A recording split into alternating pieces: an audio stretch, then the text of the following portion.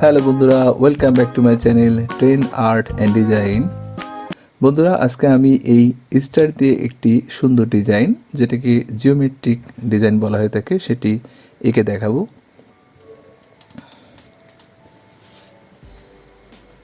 Geometric star দিয়ে এই ডিজাইনটি আঁকার জন্য প্রথমেই একটি বৃত্ত অঙ্কন করে নিতে হবে। বৃত্ত অঙ্কন করে নেওয়ার পরেই আস্তে আস্তে এই স্টারটা আঁকাতে হবে। বৃত্ত অঙ্কন করার পরে বৃত্তটি 5টি সমান ভাগে বিভক্ত করে নিতে হবে। এর জন্য কম্পাস দিয়ে আগে মাপটা ঠিক করে নিতে হবে, তারপরে পর্যায়ক্রমে দাগগুলো দিতে হবে। 5টি সমান ভাগে যদি বিভক্ত না হয় তাহলে স্টারটা আঁকার পরে দেখা যাবে কোনো পাশ ছোট এবং কোনো পাশ বড় হয়ে গেছে। আসলে সুন্দরভাবে অঙ্কন করার জন্য এই সঠিক মাপ হওয়াটা খুবই জরুরি। এখন আমার 5টি ভাগে ভাগ করা হয়ে গেছে। এখন আমি কোনাকুনিভাবে 2টা এবং একটা এইভাবে কোনাকুনিভাবে স্টার অঙ্কন করছি।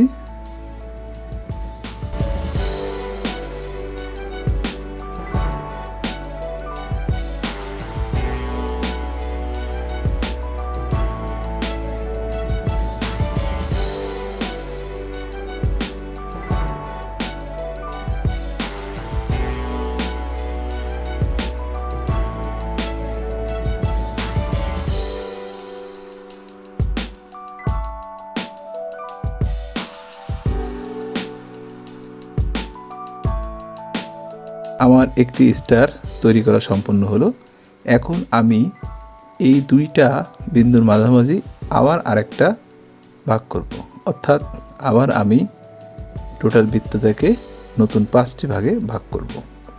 সেই 5টি ভাগের থেকে আবার নতুন করে আমি আবার একটি স্টার অঙ্কন করব।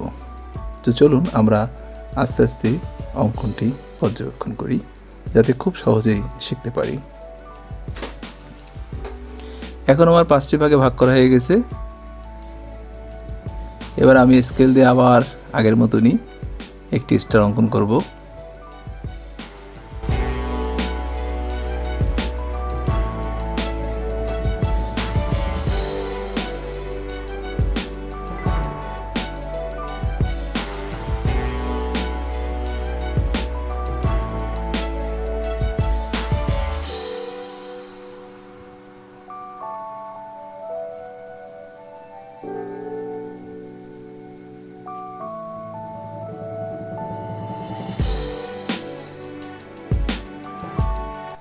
এখন আমার দ্বিতীয় স্টারটিও কমপ্লিট হয়ে গেছে।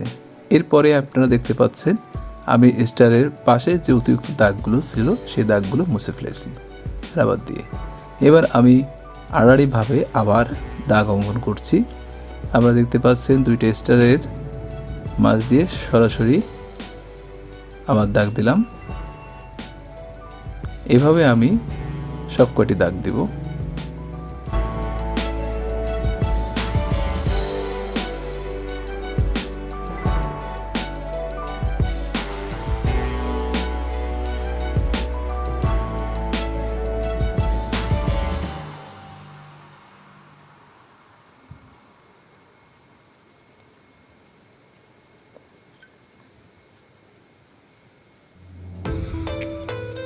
এখন আমার সবকটি দাগ দেওয়া সম্পূর্ণ হলো। এবার আমি পর্যায়ক্রমে এগুলোকে রং করব। জিওমেট্রিক নকশা মূলত একটি সাদা এবং একটি কালো এইভাবেই আঁকানো হয়ে থাকে। তো আপনারা আপনাদের ইচ্ছা মতো বিভিন্ন কালার দিয়ে এটা রং করতে পারেন। আশা করি দেখতে অনেক সুন্দর লাগবে। বৃত্তের ভিতর দিয়েই আসলে এইভাবে আস্তে আস্তে পর্যায়ক্রমে অঙ্কন করতে হয়। যদি আমরা বৃত্তটা না দিতাম তাহলে আসলে সব কোণাগুলো সমান এবং নিখুঁতভাবে আঁকানো সম্ভব হতো না। এখন আমি একটা রং করছি। এরপরে একটি বাদ যাবে, যার পরে এই পাশে আরেকটা রং হবে। এভাবে একটার পর একটা বাদ দিয়ে রং করতে হবে।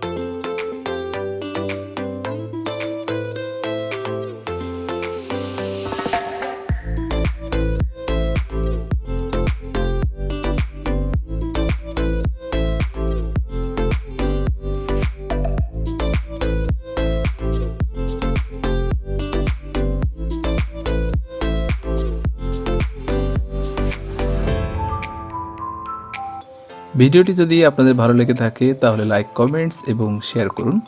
ধন্যবাদ সবাইকে।